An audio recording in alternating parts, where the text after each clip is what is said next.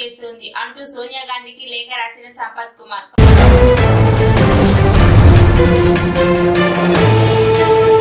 విద్యార్థులను దత్తత తీసుకున్న ఎస్ఐ.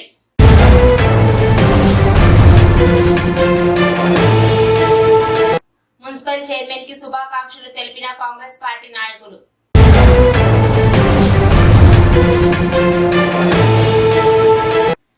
అధిక ధరలకు అమ్ముతున్నారని 4 వైన్ షాపులపై దాడి చేసి లూటీ చేసిన మహిళలు.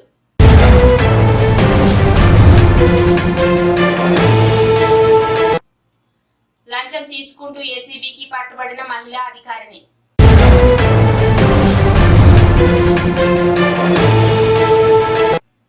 స్థానిక అభ్యసన ఉన్నత పాఠశాలలో ఏర్పాటు చేసిన 10వ తరగతి పరీక్ష కేంద్రాన్ని జిల్లా కలెక్టర్ బిఎం సంతోష్ గురువారం ఆకస్మిక తనిఖీ.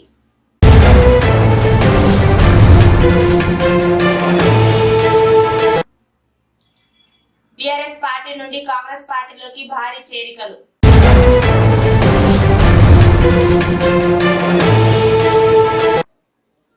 కాంగ్రెస్ లో చేరిన మాజీ ఎమ్మెల్యే విఠల్ రెడ్డి.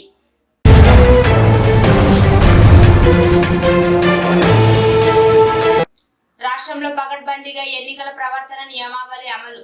సిఎస్ శాంతకుమారి.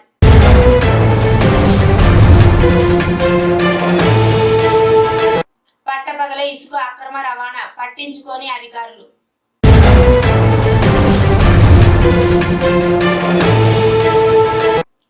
పంటలు నష్టపోయిన రైతులను ఆదుకుంటామంటున్న మంత్రి జూపల్లి కృష్ణారావు.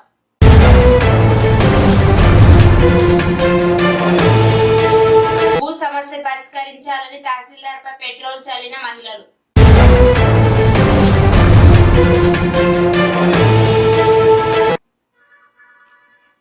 ఇక వివరాల్లోకి వెళ్తే పోలింగ్ జరిగే మే 13న అత్యవసర సేవలు విభాగంలో పనిచేసే వారికి ఎలక్షన్ కమిషన్ పోస్టల్ బ్యాలెట్ సౌకర్యం కల్పించింది.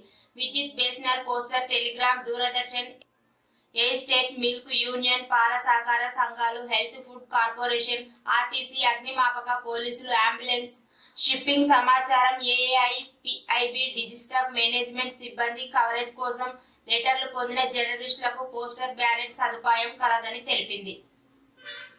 సామాజిక వర్గానికి చెందిన తనకే నాగల్ కర్నూలు కాంగ్రెస్ ఎంపీ టికెట్ ఇవ్వాలని సంపత్ కుమార్ సోనియా గాంధీకి లేఖ రాశారు.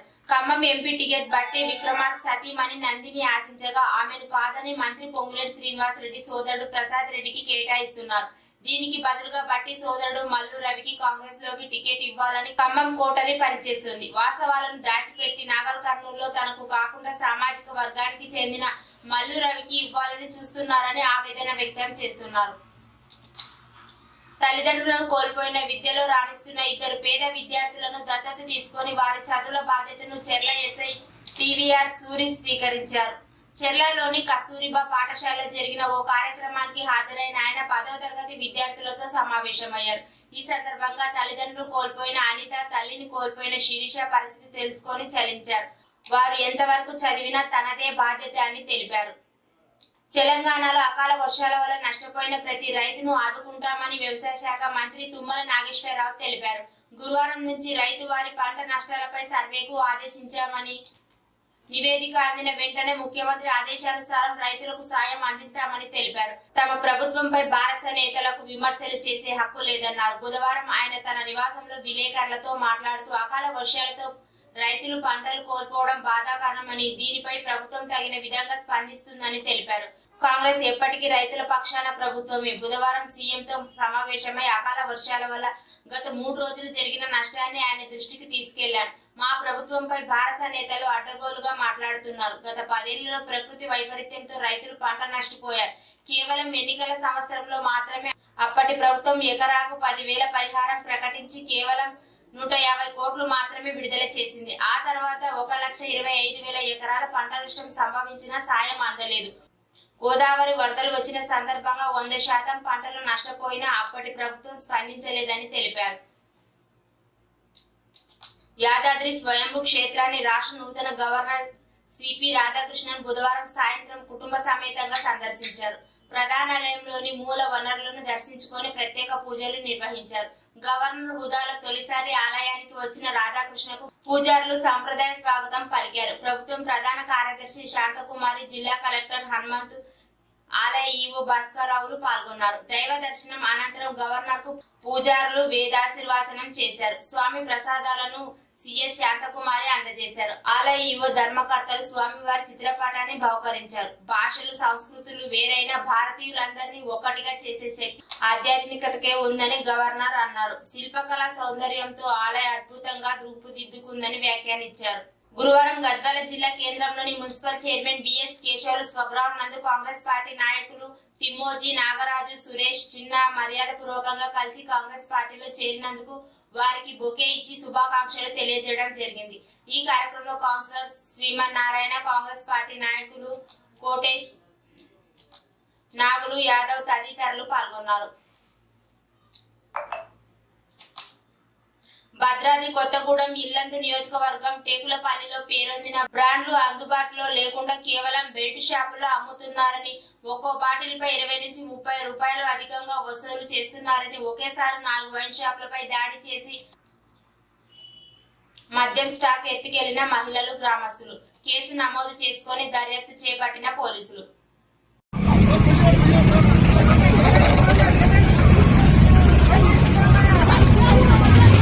మాకేమయ్యారా మామూలు డ్యూటీ చేయాల బుద్ధ వాళ్ళు డ్యూటీ 2-3 షాపులు అయిపోయినాయి. సరిపోయింది అలాగే 3-4 రోజులు పండగ మొత్తం అయిపోయింది.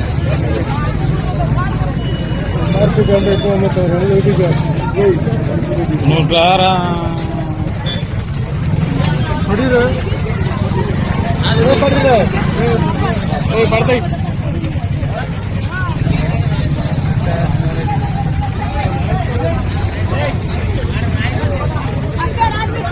10,000 లంచం తీసుకుంటూ తూనీకల కొలతల శాఖ ఇన్స్పెక్టర్ ఏసీబీకి పట్టుబడిన ఘటన గురువారం చోటు చేసుకుంది.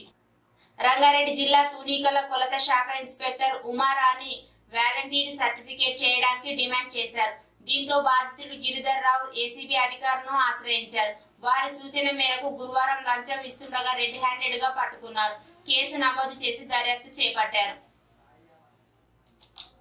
స్థానిక అభ్యసన ఉన్నత పాఠశాలలో ఏర్పాటు చేసిన 10వ తరగతి పరీక్ష కేంద్రాన్ని జిల్లా కలెక్టర్ బిఎం సంతోష్ గురువారం ఆకస్మికంగా తనిఖీ చేశారు. ఈ సందర్భంగా ప్రతి రూమ్ కి వెళ్లి ఆయన పరిశీలించారు. మాస్ కాపీ జరగకుండా జాగ్రత్తలు తీసుకోవాలని బాధితులకు, అధికారులకు సూచించారు. ఈ సందర్భంగా విద్యార్థులకు తాగునీరు, ఓఆర్ఎస్ ప్యాకెట్లు, ఇతర సౌకర్యాలు, నిరంతరం విద్యుత్ సరఫరాలో ఎలాంటి అసౌకర్యాలు కలగకుండా అన్ని ఏర్పాట్లు పరిశీలించారు. ప్రతి ఒక్కరిని తనిఖీ చేసిన తర్వాతే లోపలికి పంపాలని, సెల్ ఫోన్లు అనుమతించవద్దని ఆదేశించారు. ఎలాంటి లోటుపాట్లకు తావు లేకుండా పరీక్షలు ప్రశాంతంగా, సజావుగా జరిగేలా చూడాలని తెలిపారు. జిల్లాలో మొత్తం 7,212 మంది విద్యార్థులు పరీక్షకు హాజరవుతారని, గురువారం 7,181 మంది విద్యార్థులు పరీక్షకు హాజరయ్యారని, 31 మంది విద్యార్థులు గైహాజరైనట్లు ఎంఈఓ శ్రీనివాసులు కలెక్టర్ కు ఈ సందర్భంగా తెలియజేశారు. చీఫ్ ఎగ్జామినర్ స్వామి తదితరులు పాల్గొన్నారు. చిన్న చింతకుంట మండలం ఎదులపూరు గ్రామంలో బీఆర్ఎస్ పార్టీకి చెందిన నాయకులు కోటిరెడ్డి, భాస్కర్ రెడ్డి, ఎం భాస్కర్, దావిద్, బత్తుల రాజు గౌడ్, వెంకటేష్, లోకేష్, చందు మరియు పలువురు మహిళలు, యువకులు, గ్రామస్తులు మరియు మండల కాంగ్రెస్ నాయకులు ఆధ్వర్యంలో దేవకద్ర నియోజకవర్గ ఎమ్మెల్యే జి మధుసూదన్ రెడ్డి సమక్షంలో కాంగ్రెస్ పార్టీలో చేరారు. వీరికి కాంగ్రెస్ కండువా కప్పి పార్టీలోకి సాధారణంగా ఆహ్వానించిన జిఎంఆర్. తదనంతరం ఇటీవల జరిగిన రోడ్డు ప్రమాదంలో కాలు ఫ్రాక్చర్ అయ్యి ఆపరేషన్ అనంతరం ఇంట్లో విశ్రాంతి తీసుకుంటున్న కాంగ్రెస్ నాయకుడు డి వెంకటన్న గౌడ్ ని వారి నివాసంలో కలిసి పరామర్శించి ఆర్థిక సహాయం అందజేసిన MLA GMR. Jadcherla town Congress party కార్యాలయంలో ఏర్పాటు చేసిన విలేకరుల సమావేశంలో మహబూబ్ నగర్ జిల్లా పార్లమెంట్ సభ్యునిగా పోటీ చేయనున్న వంశీ చంద్రరెడ్డి మీడియాతో మాట్లాడుతూ, కాంగ్రెస్ పార్టీ అధిష్టానం జిల్లాలో మొదటిసారిగా నాకు ప్రాధాన్యత కాంగ్రెస్ అధిష్టానం ఇచ్చింది. మహబూబ్ నగర్ జిల్లా 7 నియోజకవర్గాల్లో కాంగ్రెస్ పార్టీ కార్యకర్తలు నాకు మద్దతు తెలపాలని మీడియా ముందు మాట్లాడుతూ విశ్లేషించారు. గత ప్రభుత్వాలు కల్వకుర్తి ఎత్తిపోతల పథకం 2014 కంటే ముందు ప్రారంభించారు. 2014 తర్వాత టీఆర్ఎస్, బీజేపీ పార్టీలు అధికారంలోకి వచ్చిన తర్వాత ప్రాజెక్టులు విస్మరించారు. కల్వకుర్తి ఎత్తిపోతల పథకం నుండి మహబూబ్ నగర్ జడ్చర్ల నియోజకవర్గంలోని 150,000 ఎకరాల సాగునీరు ఏర్పాటుకు 2014 కాంగ్రెస్ ప్రభుత్వం ఉత్తర్వులు ఇచ్చింది. కానీ టీఆర్ఎస్ ప్రభుత్వ వైఖరిని కరివేన కల్వకుర్తి ఎత్తిపోతల పథకం ప్రాజెక్టులను విస్మరించారు. మహబూబ్ నగర్ జిల్లా 7 నియోజకవర్గాల్లో ఎంపీ అభ్యర్థిగా పర్యటిస్తున్న ప్రతి నియోజకవర్గాన్ని అన్ని రంగాల్లో పారిశ్రామికంగా జడ్చల మహబూబ్ నగర్ దేవకద్ర రంగంలో అభివృద్ధి చేస్తానని, విద్యాపరంగా జిల్లాకు అన్ని రకాల వనరులు తీసుకొని వస్తానని హామీ ఇచ్చారు. నియోజకవర్గ ప్రజలు అధిక మెజార్టీతో గెలిపించగలరని చెల్లా వంశీధర్ రెడ్డి పేర్కొన్నారు. వాళ్ళని జాయిన్ చేసుకున్నాం, వీళ్ళని జాయిన్ చేసుకుందామని నేను వాళ్ళకి చెప్పడం జరిగింది. ప్రతి గ్రామంలో మా కాంగ్రెస్ నాయకులు ఉన్నారు. మీరు ఎవరైతే మంచోళ్ళు ఉన్నారో, మీరు ఎవరైతే మన పార్టీలో జాయిన్ చేయాలనుకుంటున్నారో మీరు నిర్ణయించుకొని తీసుకురండి, నేను తప్పకుండా కండువేస్తాను. గతంలో మీరే అన్నారు కదా కాంగ్రెస్ వేరే పార్టీ వాళ్ళని దళాలులని కబ్జాదారులను వద్దన్నా, మంచోళ్ళని తీసుకురమ్మంటున్నారు. వద్దా మంచోళ్ళు? మాకు మంచోళ్ళు కావాలి, సేవ చేసేటోళ్ళు కావాలి, వాళ్ళు రావచ్చు.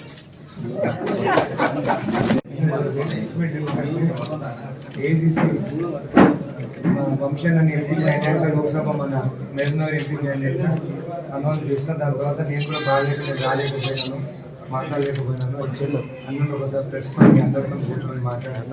ప్రెస్ మీట్ అన్న క్యాండిడేట్ అని మనం ఇక్కడ ఇంట్రొడ్యూస్ చేయాల్సిన అవసరం లేదు. ముందు కూడా లోక్సభ ఇక్కడి నుంచి నిలబడ్డాను. కల్వకుర్తి టికెట్ అన్న కన్ఫర్మ్ అయినా కానీ కూడా ప్రెసిడెంట్ గారి కోసం అని చెప్పేసి మా కాంగ్రెస్ పార్టీ నిర్ణయించి కూడా అందరూ త్యాగం చేసి ఇక్కడికి మహబూబ్నగర్కి టికెట్ అని చెప్పేసి ఇక్కడ రావడం జరిగింది. కాబట్టి ఇది మన బాధ్యత.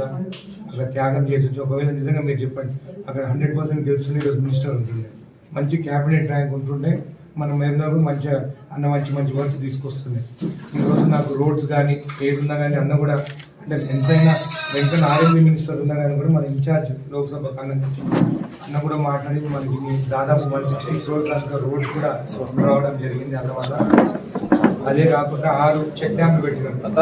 అన్న కూడా ఉత్తమన్నతో కూడా మాట్లాడి ఆ చెక్ డ్యామ్స్ కూడా మనకి అప్రూవల్ కావాలని కూడా మాట్లాడడం. ఇంకా ఎలక్షన్ కోడ్ అయిపోయిన తర్వాత ఆ చెక్ డ్యామ్స్ కూడా మనకి వస్తే అని చెప్పి తెలియజేస్తుంది. ఇదే కాకుండా మనకి మొన్న మేమందరం కలిసి ఎన్ఎన్టీ తీసుకురావాలని చెప్పేసి కూడా మేము ప్రయత్నిస్తున్నాం. అయితే మహబూబ్ నగర్ జడ్చల మధ్యలో తీసుకొస్తే రెండింటికి ఉపయోగపడుతుందని కూడా ఆ ప్లాన్లో కూడా ఉన్నాం. అయితే ఇప్పుడు వంశాన్న మన మహబూబ్ నగర్ నుండి లోక్సభ అభ్యర్థిగా, అదేవిధంగా మన సీఎం రేవంత్ రెడ్డి గారి కాన్స్టిట్యూన్సీ కొడంగల్ కూడా మన పార్లమెంటే కాబట్టి మనము మన సీఎం గారికి వంశాన్ని మంచి మెజారిటీతో గెలిపించుకొని ఒక గిఫ్ట్ లాగా జడ్చల నుండి మనం ఇవ్వాలని చెప్పి కూడా నేను ప్రజలను కోరుకుంటున్నాను. మన పార్టీ వచ్చిన తర్వాత 6 గ్యారెంటీల పైన బస్సు కానీ, మహిళలకు ఉచిత ప్రయాణం కానీ, గ్యాస్ సిలిండర్ 500 రూపీస్ కానీ, ఇంకోటి ఏంటంటే ఇది ఎలక్ట్రిసిటీ బిల్ 200 యూనిట్స్ వరకు మనకి ఏంటంటే ఆ రోజే ఎమ్మెల్సీ కోడ్ వచ్చింది కాబట్టి ఇక్కడ ఆగిపోయింది. దానికి ఏం వాళ్ళు బాధపడాల్సిన అవసరం లేదు. కోడ్ అయిపోగానే అది కూడా అమలు అవుతుందని చెప్పి కూడా వాళ్ళకి తెలియజేస్తున్నాము. ఇది కాగానే మీకు రైతు రుణమాఫీ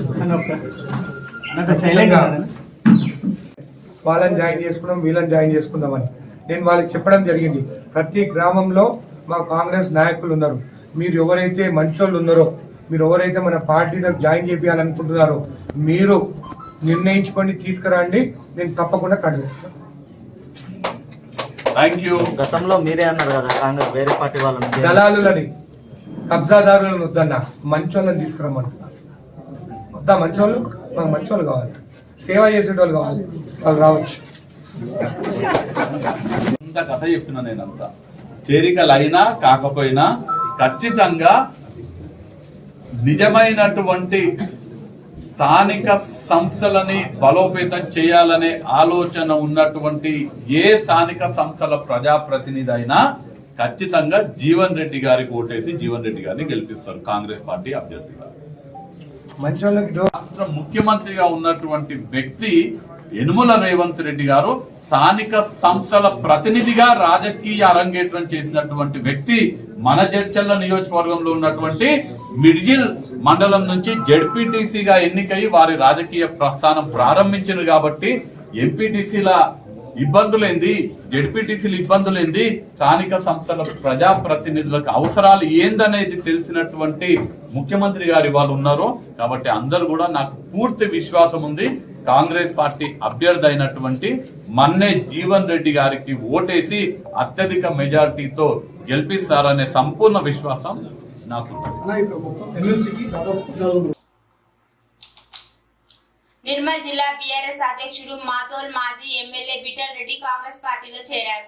బీఆర్ఎస్ అధికారి కోల్పోయాక పలువురు నేతలు ఆ పార్టీని వీడుతున్నారు. తాజాగా విఠల్ రెడ్డి కూడా బీఆర్ఎస్ కు రాజీనామా చేసి గురువారం ముఖ్యమంత్రి రేవంత్ రెడ్డి, మంత్రులు సీతక్క, కోమటిరెడ్డి వెంకటరెడ్డి తదితరుల సమక్షంలో కాంగ్రెస్ పార్టీలో చేరారు. మంత్రి సీతక్క ఆయనకు కండువా కప్పి పార్టీలోకి ఆహ్వానించారు. విఠల్ రెడ్డి 2014 కాంగ్రెస్ పార్టీ నుంచి ఎమ్మెల్యేగా గెలిచారు.